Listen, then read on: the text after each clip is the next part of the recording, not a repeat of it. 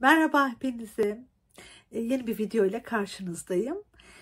Şimdi bundan birkaç hafta evvel ortalıkta kol gezen bu grip influenza salgınından ben de nasibimi aldım.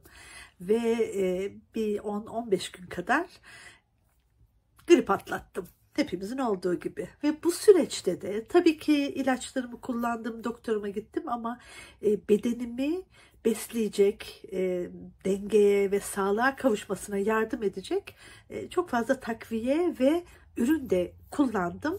Biraz onlardan bahsetmek istiyorum. Hele ki bu videoda da size çok büyük bir ihtimalle daha önce hiç duymadığınız bir metottan bahsedeceğim.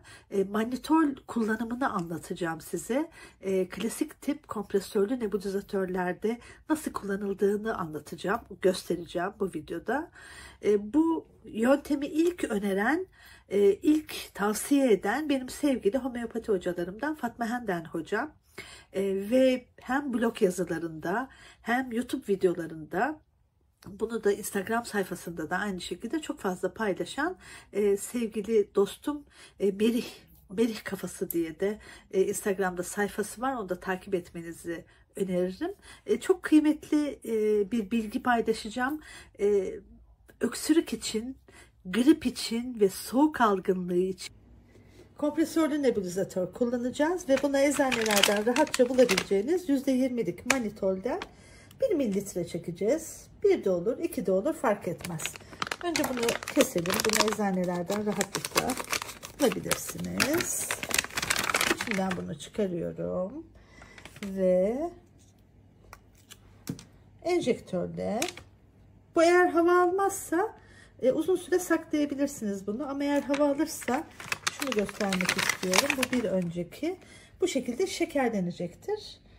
Bakın ikisinin arasındaki farka. Böyle olduğu zaman bunu kullanmıyorsunuz. Bunu atacağız.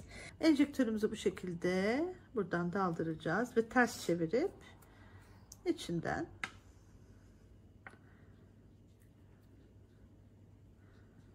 bir mililitre çekeceğiz. Sonra bunu bu kompresörlü nebulizatörümüzün, mesh nebulizatörleri kullanmıyoruz çünkü bu havayla, havanın oksijeniyle temas ettiği zaman şekerleniyor. Bu kadar koymamız yeterli. Ondan sonra bu kısmını kapatacağız ve şimdi solunmaya hazır. Evet, bu yöntemi öksürükte, gripte, nefes darlığında dahi, o oksijen açlığında bile rahatlıkla kullanabilirsiniz. Tamamen doğal, hiçbir yan etkisi olmayan bir ürün. O kortizonlu ürünler tabii ki doktorunuz önerdiyse ve çok mecbur kaldıysanız elbette kullanacaksınız. Ama onları kullanmadan önce de bir deneyin. Belki de çok daha iyi gelecektir size. Ne diyoruz? Şifa mümkün ve güvenli.